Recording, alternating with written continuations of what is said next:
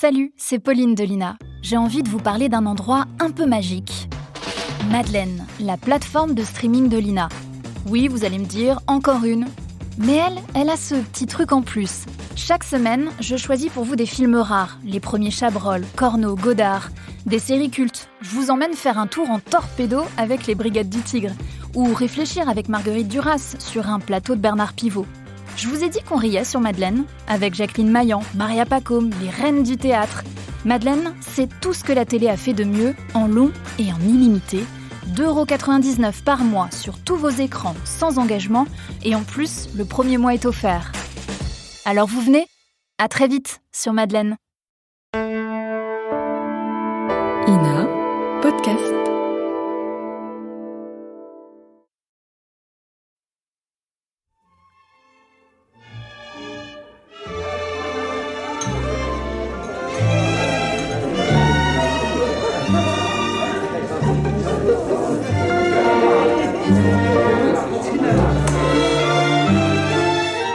Qui dois-je annoncer, monsieur ?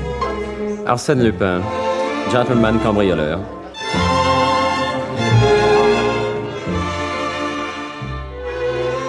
La radiodiffusion télévision française vous présente une production de Maurice Renaud, Les aventures d'Arsène Lupin, adaptée par Jean Marcillac d'après l'œuvre de Maurice Leblanc. Réalisation Abder Isker.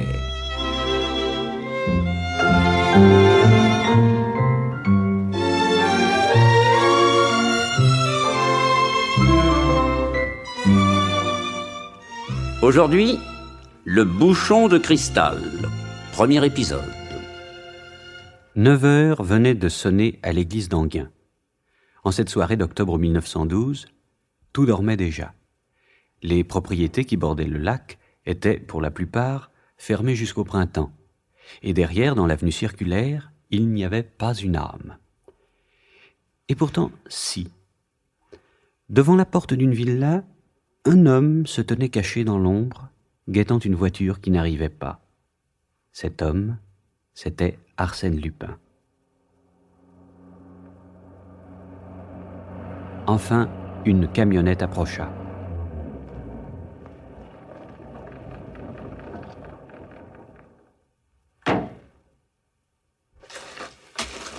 Vous êtes là tous les quatre ? Oui. Parfait. Alors, vous avez vu ce cher député ? Oui, patron. Dobrek a pris le train de 7h40 pour Paris. Il va au théâtre. Les domestiques ? Dans la villa, il n'y a plus personne.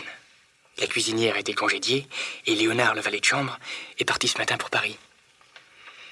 En principe, s'ils reviennent, ils ne peuvent pas être là avant 1h du matin. Mais un caprice de Dobrek est toujours possible. Et il faut boucler l'opération en 1 heure. C'est plus prudent. Tout à fait mon avis. Et tu possèdes ces renseignements ? Depuis ce matin. Avec Vaucheray, on a pensé que le moment était favorable. Espérons-le. Tu as les clés ? Oui, celle de la grille et du perron. Oui. Beaucoup trop commode, l'aventure. Aucun charme. Vous ne direz plus ça quand vous aurez vu les meubles et les tableaux. Tant mieux, à condition que l'expédition ne rate pas. Pourquoi voulez-vous que ça rate ? Parce que ce n'est pas moi qui ai préparé le coup. Et quand ce n'est pas moi, je n'ai qu'à moitié confiance. Écoutez, patron, voilà 3 ans que je travaille avec vous. Je commence à connaître le boulot. Eh oui, tu commences.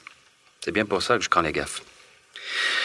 Bon, Grognard, Balu et toi aussi, Vaucheray, allez donc jeter un coup d'œil à droite et à gauche pour voir si tout va bien. Oui, patron. D'accord. Ciao. Dis-moi, Gilbert, c'est toi qui as eu l'idée de ce coup-là ou bien Vaucheray ? Mais je ne sais pas trop. Il y a des semaines qu'on en parle tous les deux. Tu sais que je me méfie de Vaucheray. Pourquoi ça ? Il a un sale caractère, c'est un sournois prêt à tout. Je crois pas que je le garderai longtemps avec nous. Attention, il revient. Rien à signaler. Et vous autres ? Rien, patron. Alors on y va. Ouvre la grille, Gilbert.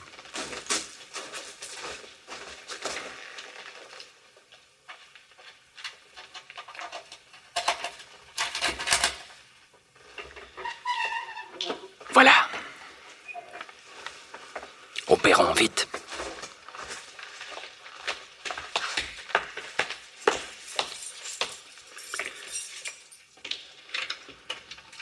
C'est la bonne clé, tu es sûr ? Oui.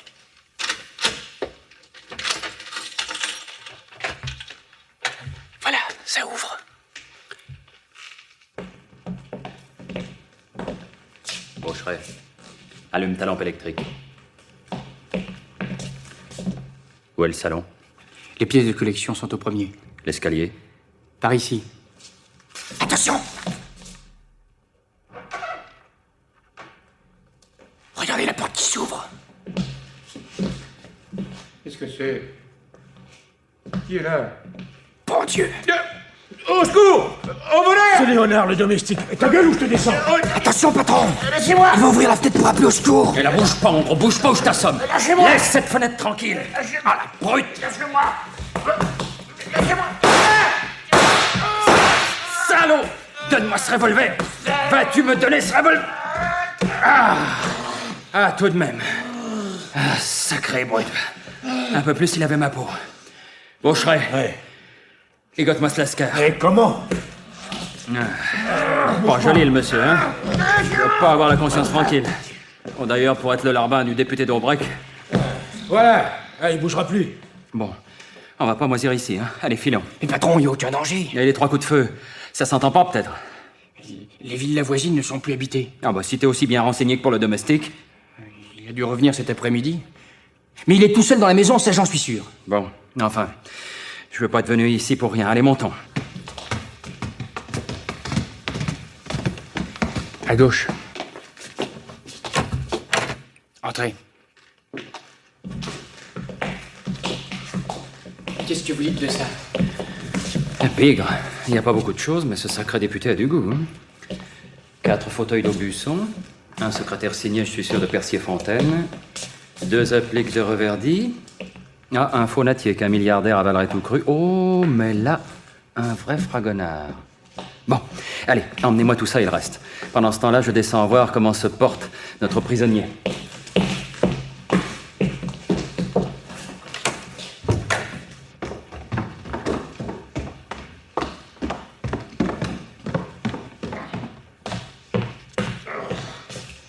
Alors, larbin de mon cœur, on grogne? Ah, évidemment. À plat ventre, les mains liées dans le dos, on est moins bien que dans un rocking chair. Et que veux-tu? Fallait pas revenir, hein? Gilbert, attention à ne pas abîmer ce cadre, il est d'époque, hein? Là, doucement. Pas trop lourd, les fauteuils? Non, non, ça. Bon. Ça va, ça va. Allez-y. À la concert! On va me tuer! Police! Vous venez de la police! Complètement loufoque, le bonhomme. Déranger le commissaire de police à 9h15 du soir. Quel sang gêne. Bon, dépêchez-vous, vous autres. Je monte vous aider, hein. Je m'occupe des objets d'art. Entendu.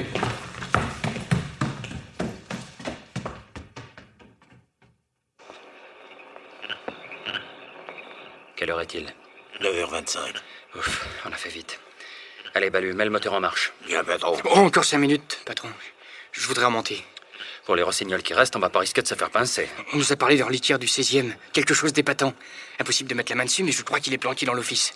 Il y a un placard avec une grosse serrure. Il faudrait tout de même y aller voir. Écoute, je te donne 5 minutes, pas une de plus. Je vais avec toi.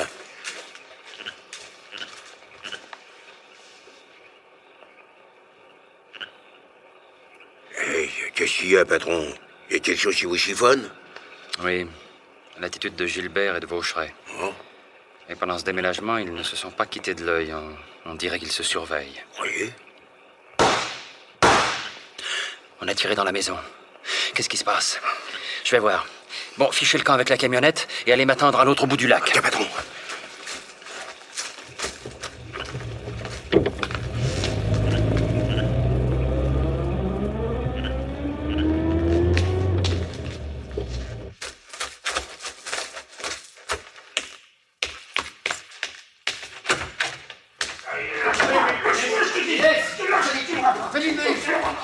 Tu me le donneras, salaud! Qu'est-ce que vous avez à vous battre? Vaucheray. Vaucheray, tu es blessé? Qui est-ce qui t'a blessé? C'est Gilbert? Non, c'est Léonard. Mais Léonard, il était attaché. Il avait défait ses liens et repris son revolver. Ah, la canaille. Où est-il? Là-bas, par terre. Mais il est mort? Vous croyez? Mort, je te dis! Qui est-ce qui lui a enfoncé ce couteau dans la gorge? Vaucheray. Vaucheray, toi aussi, puisque tu étais là et que tu l'as laissé faire. Vous savez bien que je ne veux pas de sang, que je n'ai jamais voulu de sang. On se laisse tuer, plutôt. Bah tant pis pour vous. Vous paierez la casse s'il y a lieu. Et ça coûte cher, hein. Gare la guillotine. Gare la veuve. Mais enfin, pourquoi Vaucheray l'a-t-il tué? Il voulait le fouiller et lui prendre la clé du placard. Quand il s'est penché sur lui, il a vu que l'autre s'était délié les bras, il a eu peur et il a frappé. Mais les 2 coups de revolver? C'est Léonard qui a tiré. Il avait l'arme à la main, avant de mourir, il a encore eu la force de viser. Et la clé du placard? Vaucheray l'a prise. Il a ouvert? Oui. Et il a trouvé? Oui. Et toi? Hein? Toi, j'ai vu que tu voulais lui arracher quelque chose, mais c'était pas un reliquaire. C'était beaucoup plus petit. Qu'est-ce que c'était? Eh ben quoi, réponds! Ah, tu ne veux pas me le dire. Il y a une histoire que je ne dois pas savoir. Eh bien, je te jure que tu parleras, mon bonhomme. En attendant, filons. Allez, aide-moi à emmener Vaucheray. Écoute. Qui est-ce qui parle? Ce n'est tout de même pas le mort. Bah pourtant, on dirait bien que c'est lui, et je suis sûr, moi, qu'il est mort. Patron, j'ai la frousse. Et viens m'aider à déplacer le cadavre. Allez, aide-moi, je te dis. Oh.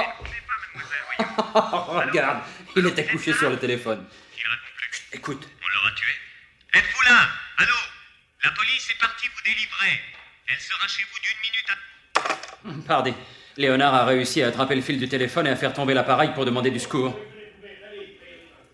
Écoutez, les policiers, les voilà. Patron, vous n'allez pas me laisser ici? Nous sommes sérieux, on est fichus. Tais-toi! Ils nous ont vus. Fais comme moi. Compte les battements de ton cœur, ça calme. 1, 2, 3, 4, 5, 6. Ça y est. J'ai trouvé ce que je vais faire. N'ouvrez pas cette fenêtre, patron. Il y a des policiers dans le jardin. Justement. Par ici! À l'aide! Je les tiens! Par ici! Vous êtes fous! Tire 2 coups de revolver en l'air! Quoi? Tire, je te dis! Maintenant, j'ai du sang de Vaucheray plein mes mains, et plein ma figure. Là, comme ça. Toi, couche-toi par terre et lutte avec moi. Mais laisse-toi faire, je réponds de tout. Je réponds de vous deux. Je vous sortirai de prison, mais pour ça, il faut que je sois libre. Par ici, je les tiens! À l'aide! Donne-moi l'objet que tu as pris à Vaucheray. Ça, jamais! Petit imbécile, regarde, ils vont enfoncer la porte. Alors tenez, voilà, je vous expliquerai. Sois tranquille, ils ne l'auront pas. Alors, qu'est-ce qui se passe? Tenez, messieurs. Celui-là, je l'ai mis knock-out. Ligotez-le. J'ai blessé l'autre, mais celui-ci m'a donné un mal. Est-ce qu'ils ont tué le domestique? Je ne sais pas encore. Mais vous êtes couvert de sang, monsieur. Excusez-moi une seconde, je vais me laver dans mon cabinet de toilette et je suis à vous tout de suite, monsieur le commissaire. Est-ce qu'ils ont cambriolé? Je n'ai pas encore eu le temps de m'en rendre compte. Je reviens. Bon. Vous autres, s'il vous plaît, allez tout de suite. Monsieur le commissaire, le domestique a été assassiné. Il a un couteau dans la gorge. S'ils étaient 2 complices. Bon, celui qui est blessé, comment s'appelle-t-il? Comment t'appelles-tu? Tu vas répondre, oui? Vaucheray. Et toi, le Blanc-Bec? Je ne répondrai qu'en présence de mon avocat. Lequel de vous deux a planté un couteau dans la gorge du valet de chambre? C'est Vaucheray. C'est pas moi, c'est lui. Menteur! C'est lui, monsieur le commissaire. Monet, allez dire au maître de maison qui est en train de se laver dans le cabinet de toilette que j'aimerais bien lui poser quelques questions. J'y vais. Bon. Alors, vous deux, comment êtes-vous entrés dans cette propriété? Ah, vous ne voulez pas répondre? Oui. Et vous croyez qu'il y avait personne, vous êtes tombé dans les bras du valet de chambre. Et alors, toi, Vaucheray... Monsieur le commissaire, le maître de maison, il est en train de foutre le camp dans une barque. Mon Dieu, mais qu'on l'arrête, qu'on tire dessus, c'est un complice. Allez, tout le monde là! Regardez là-bas, monsieur le commissaire. La barque est déjà à 20 mètres. Au revoir, messieurs, bonne nuit! Et il se fout de nous par-dessus le marché. Arrêtez-vous, je tire! Partons dans cette barque. Et 2 hommes avec moi. Tâchons de le rattraper. Allez, ramez ferme! Ça va, on gagne du terrain. Parbleu. Il s'est arrêté. Mais qu'est-ce qui mijote? Rends-toi! Au moindre geste, je tire! Il ne bouge plus, c'est curieux. Et ramez toujours? Il est assis. Je crois qu'il doit nous viser. Ah bah alors, il n'y a pas à hésiter, allez, légitime défense. Armez vos revolvers. Bas les armes! Tu ne veux pas, alors tant pis! Je compte! 1, 2, 3, tirez!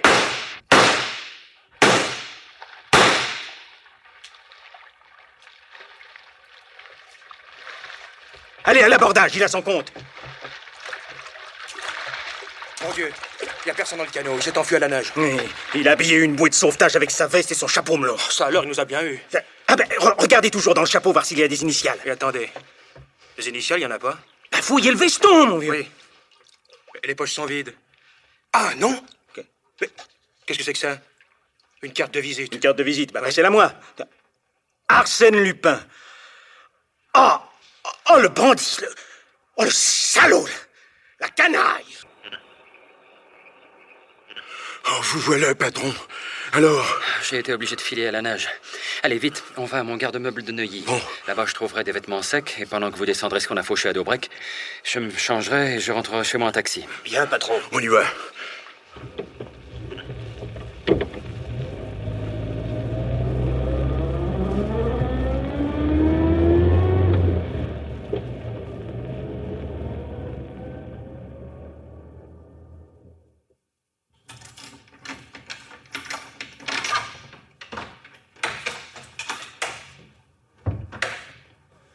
Bonsoir, Victoire. Bonsoir, mon petit. Tu n'es pas encore couché? Ah, j'allais monter. Ah, Victoire. Je suis heureux chaque fois que je te vois.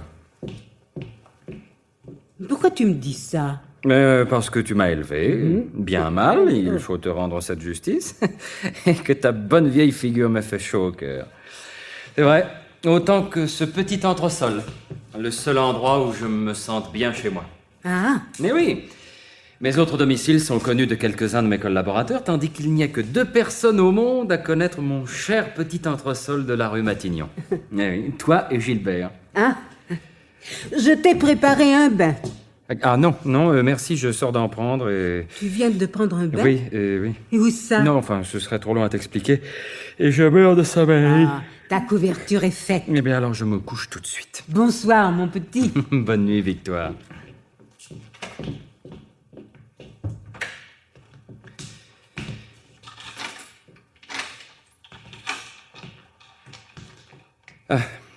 À propos, il serait peut-être temps que je regarde un peu ce que Gilbert a arraché avec tant de violence des mains de Vaucheray. Voyons. Ah, je croyais avoir glissé ce bibelot dans la poche de mon pantalon. Ah bah oui, le voilà. Tiens, un bouchon de cristal. Mais c'est le bouchon d'un flacon à liqueur, ça. Ah, de multiples facettes dorées jusqu'à la gorge centrale. C'est joli, mais pas extraordinaire, il y en a des milliers comme ça. Et c'est à ce morceau de cristal que Gilbert et Vaucheray tenaient tellement. C'est pour ça qu'ils ont tué un homme et qu'ils risquent l'échafaud. C'est curieux, ça. Décidément très curieux. Alors, il est trop tard pour chercher à comprendre. On verra ça demain.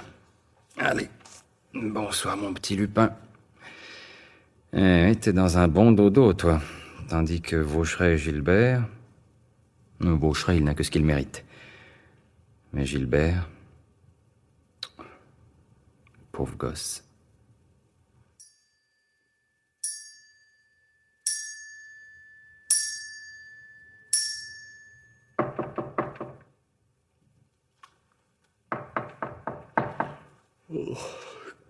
Qu'est-ce que c'est?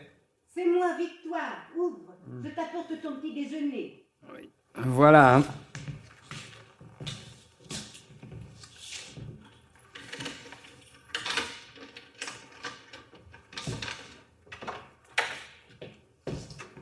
Bien dormi? Oh non, des cauchemars. J'ai rêvé de Gilbert. Il lui est arrivé quelque chose? Oh, puis j'ai aussi rêvé de ce bouchon de cristal. Mais où est-il passé? De quoi donc? Un bouchon de cristal que j'ai laissé là hier soir en m'endormant. Sur la table de nuit? Mais oui, il n'y est plus, il a disparu. Ben, il a peut-être roulé sous le lit. Non, rien.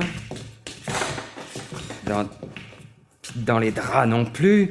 Oh, Victoire, alors ça paraît extravagant, mais il faut bien que je me rende à l'évidence. Cette nuit, quelqu'un s'est introduit dans ma chambre et m'a volé le bouchon de cristal. Tout à l'heure, en descendant de mon 6e, j'ai ouvert la porte de l'appartement comme d'habitude. La serrure n'était pas forcée. Le voleur a pu avoir de fausses clés, mais ce que je ne m'explique pas, c'est comment il est entré dans ma chambre. Alors, la fenêtre était fermée. Elle l'est encore. Non, aucun carreau n'a été découpé. Quant à la porte, j'avais laissé la clé dans la serrure et j'avais poussé le verrou. Oui, puisque tout à l'heure, j'ai dû le tirer pour t'ouvrir. Ça alors, c'est pas ordinaire. Enfin, il n'y a que toi et Gilbert qui connaissiez cet appartement. Ça peut pas être lui, là où il est, il pourra pas revenir sans mon aide. Et en supposant que par impossible il ait parlé, c'est moi qu'on serait venu prendre, et non un bouchon de cristal dont moi-même j'ignore tout. Je ne comprends pas un mot de ce que tu me dis. Oui, ça fait rien. En tout cas, il y a une certitude. Gilbert et Vaucheray se sont payés ma tête. Ils se sont servis de moi, car en réalité, l'expédition d'Enghien avait un but caché. Pendant toutes les opérations, ils ne cherchaient qu'une chose, rien d'autre que ce bouchon de cristal qui certainement a pour eux une valeur inestimable. Et non pas seulement pour eux, puisque cette nuit, une troisième personne est venue me le voler. Oui, tu devrais prendre ton café pendant qu'il est chaud. Mais au fait, comment Gilbert savait-il que le député d'Aubrec possédait ce bouchon de cristal? Comment était-il au courant de ses allées et venues? Qui lui a dit qu'il allait passer la soirée au théâtre? T'as mis le journal sur le plateau. À tout à l'heure. Oui, merci. Voyons. Le journal parle peut-être de ce qui s'est passé cette nuit. Raymond Poincaré succédera-t-il à M. Fallière? Oui, ça je m'en fous, je suis pas candidat. Ah, voilà. 2 complices d'Arsène Lupin sous les verrous. Au cours d'un cambriolage effectué cette nuit à Enghien, 2 complices d'Arsène Lupin ont assassiné Léonard Grandpré, valet de chambre du député des Bouches-du-Rhône, M. Daubrec. En raison de l'intervention toujours possible de notre cambrioleur national, oh, c'est trop d'honneur, les 2 assassins ont été immédiatement enfermés à la prison de la Santé. Nom d'un chien. Ça, au dépôt, je pouvais encore organiser une évasion, mais à la Santé, c'est fichu. Pourtant, il faut que je sauve le petit Gilbert, qui n'a pas tué. Ça, je le lui ai promis. Mais comment? D'abord, il faudrait que je comprenne, que je voie clair, que je sache ce qui se passe exactement autour de ce bouchon de cristal. Ouais, mais par quel côté aborder le problème? Une demi-heure plus tard, Arsène Lupin avait arrêté son plan. Le premier possesseur du mystérieux bouchon étant le député d'Aubrec, logiquement, la clé de l'énigme était de ce côté-là. Il prit ses fiches et consulta celles qu'il possédait sur le député des Bouches-du-Rhône. Ah, voilà. Daubrec né en 1867, donc 45 ans. Gros homme trapu et chauve, dont les yeux fatigués sont toujours protégés par un lorgnon à verre noir par-dessus ses lunettes. Hôtel particulier à Paris, villa à Enghien et à Nice. Grosse perte au jeu sans qu'on sache d'où vient l'argent. Très influent, obtient ce qu'il veut. S'est pris au collet l'année dernière avec Praville, ancien avocat nommé depuis secrétaire général de la préfecture de police sur intervention de l'Élysée.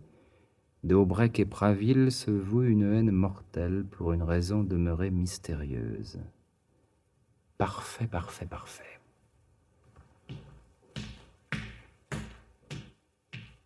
Arsène Lupin rangea son fichier, puis il se colla une moustache, se déguisa en bon bourgeois et sortit.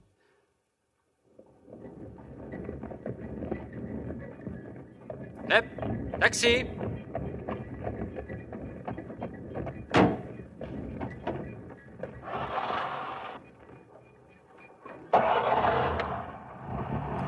Lupin prit le taxi auto.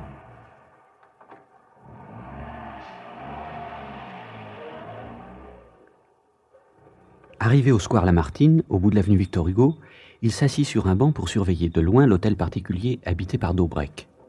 Il ne tarda pas à se rendre compte que 2 inspecteurs, déguisés en ouvriers, faisaient exactement la même chose.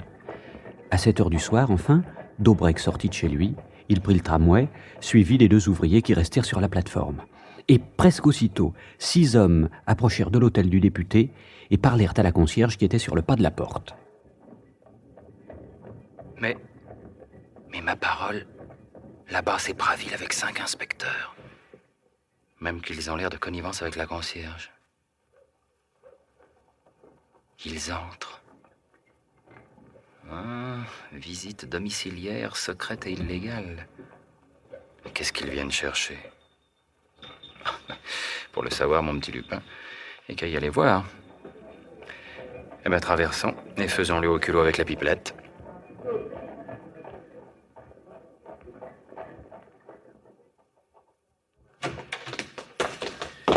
Bonsoir, madame. Je suis en retard, j'ai couru. Monsieur le secrétaire général est déjà entré? Oui, ils sont tous dans le cabinet de travail. Merci, j'y vais, je sais où c'est.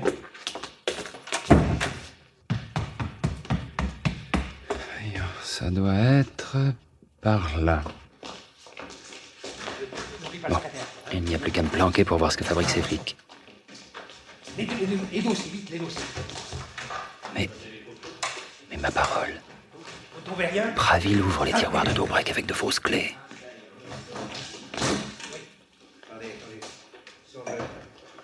Et les inspecteurs fouillent les dossiers et les livres. C'est sûrement un papier qu'ils cherchent.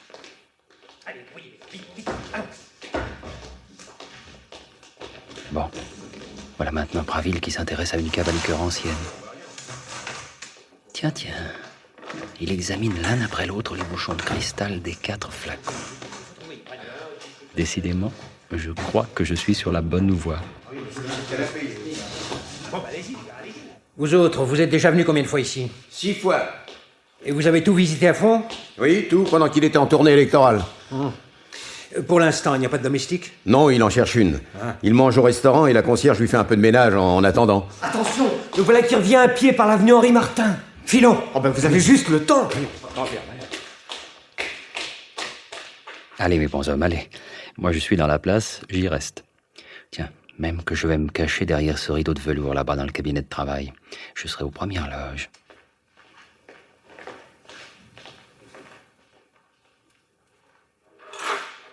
Là, par cette petite fente entre le rideau et le mur, je verrai tout sans être vu. Il n'y a plus qu'à attendre.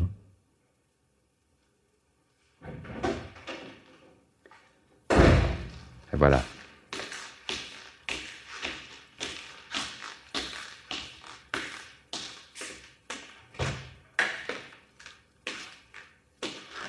Il a le sourire, le Dobreck. S'il savait que son plus cher ennemi Pravil était encore ici il y a 5 minutes, il en ferait une tête. Ah, monsieur est fumeur de pipe. Un gros fumeur, même. 5 paquets de Maryland sur le bureau. Il y a de la réserve.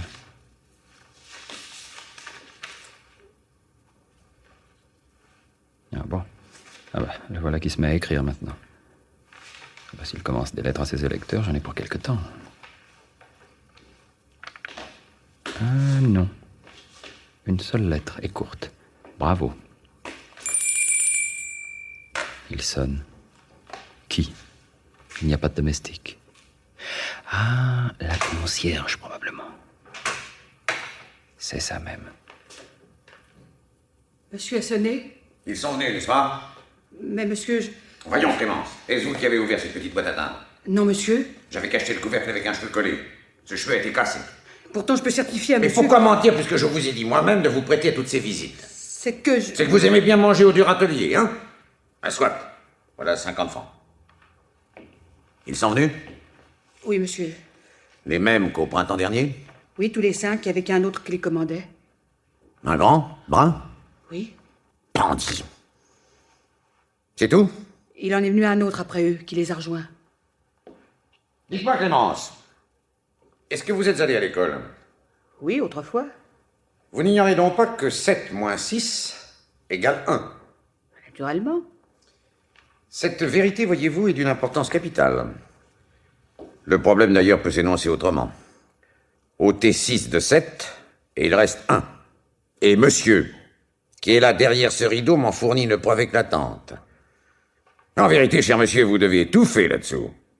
Sans compter que j'aurais pu me divertir à transpercer ce rideau à coups d'épée. Alors, sortez de là. Oh, comme vous êtes pâle. Mais si je ne me trompe, c'est le bon bourgeois qui fait le pied de grue dans le square depuis ce matin. Alors, on est aussi de la police. Non, remettez-vous, on ne va pas vous faire de mal. Vous voyez, Clémence, la justesse de mon calcul.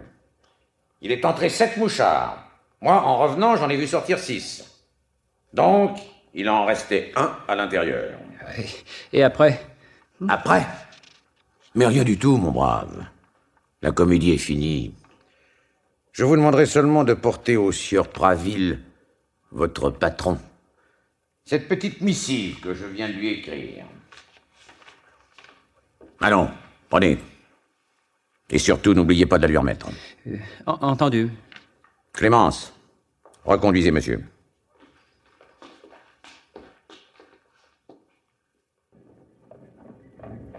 La défaite de Lupin était si pitoyable qu'il ne trouva pas un mot à répondre.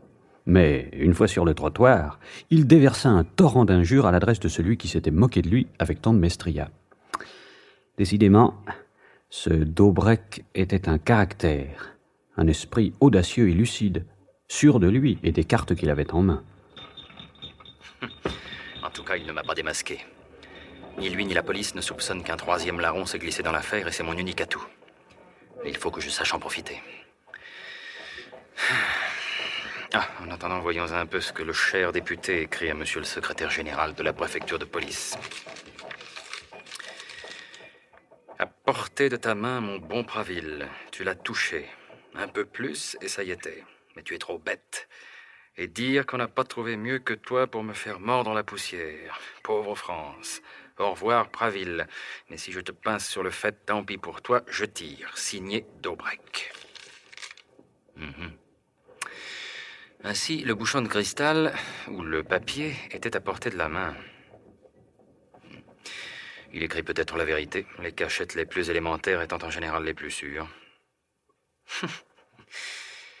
Alors me voilà entre deux adversaires violemment engagés, et je ne sais ni leur position, ni leurs armes, ni leurs plans secrets. Qu'est-ce qu'il peut bien y avoir derrière tout ça? Arsène Lupin décida de ne pas retourner rue Matignon et d'aller habiter dans un de ses autres appartements. Il choisit celui de la rue Chateaubriand, qu'il occupait sous le nom de Michel Beaumont et qui était fort bien tenu par Achille, un valet de chambre en qui il avait toute confiance.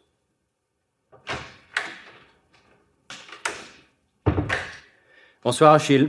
Ah, bonsoir, monsieur. Justement, il y a une dame qui attend monsieur depuis bientôt 1 heure. Comment? Mais personne ne vient jamais me voir ici. Son nom? Elle n'a jamais voulu me le dire. Elle a seulement demandé à voir monsieur Michel Beaumont au sujet de l'affaire d'Enghien. Hein? L'affaire d'Enghien? Enfin, elle sait donc en s'adressant ici? Où est-elle? Dans le salon. J'y vais.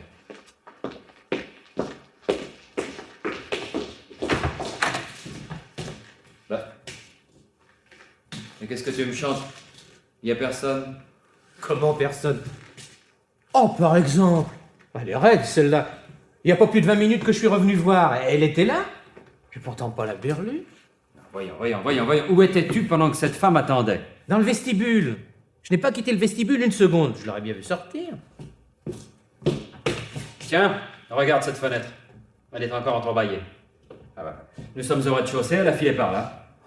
Mais pourquoi? Ah, pourquoi ça? Tôt ou tard, nous finirons bien par le savoir. Bon, pas de coup de téléphone? Non, monsieur. Pas de lettre non plus? Ah si, une lettre. Oui. Je l'ai mise comme d'habitude dans la chambre de monsieur sur la cheminée. Voyons ça.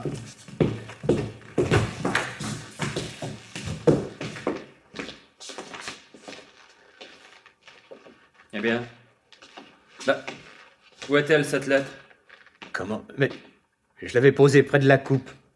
Mais je ne vois rien.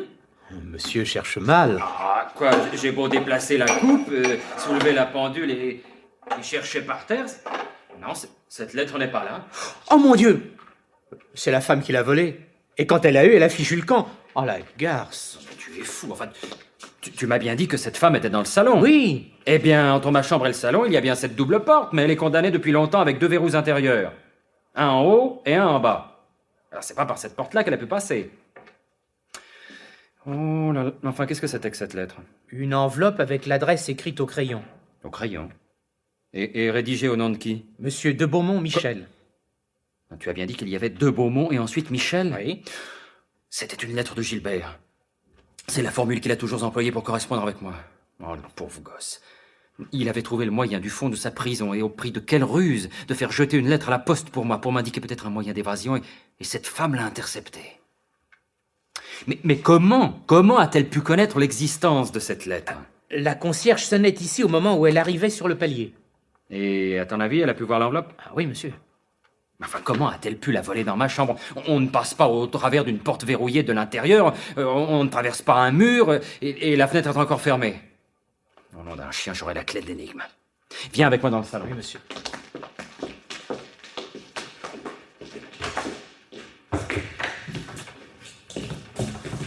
Regarde cette porte. Impossible de l'ouvrir. Bah oui. Ah, à moins qu'elle ne soit truquée.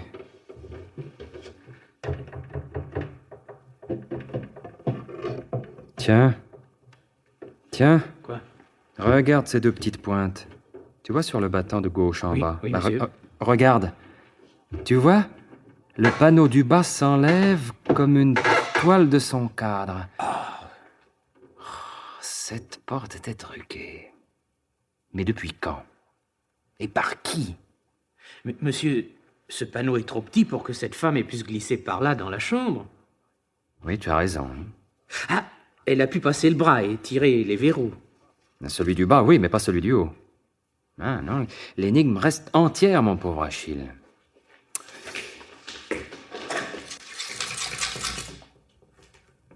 Allô, mademoiselle, donnez-moi le 292-43, s'il vous plaît. Il y a une chose que je veux savoir tout de suite. Allô, c'est toi, Victoire? Bon, alors, tu vas regarder tout de suite la porte de ma chambre qui donne sur le vestibule. Bon, examine bien soigneusement le panneau du bas. Il y a bien des chances pour que ce panneau soit seulement retenu par 2 petites pointes de fer et qu'il s'enlève sitôt qu'on ôte les pointes. Tu as compris? Bon, alors va voir, vite.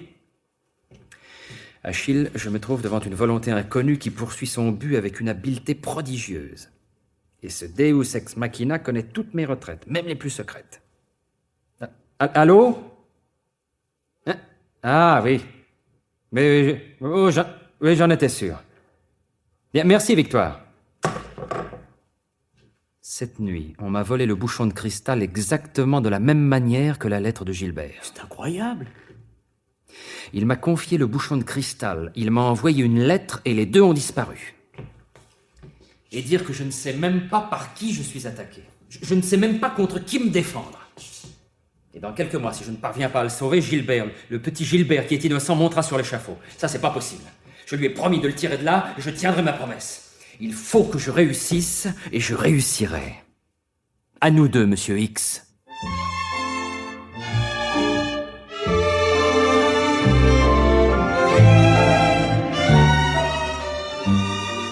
Dans la série Les Aventures d'Arsène Lupin, vous venez d'entendre, adapté par Jean Marcillac d'après le roman de Maurice Leblanc, Le Bouchon de Cristal, premier épisode.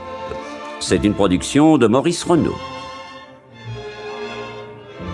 Prise de son René Cambien, bruitage Henri Saint-Georges, assistant Jacques Béraud, réalisation Abder Isker. Avec dans le rôle d'Arsène Lupin, Michel Roux. Et Jacques Mancier, Clément Béram, Nicolas Amato, Teddy Billis, Jean-Louis Calvet, Lucien Frégis, Jacques Lassalle, James Olivier, Raymond Pélissier, avec Charlotte Classis et Geneviève Morel. Et dans le rôle du député d'Aubrec, Jean Martinelli. Le conteur Robert Marcy.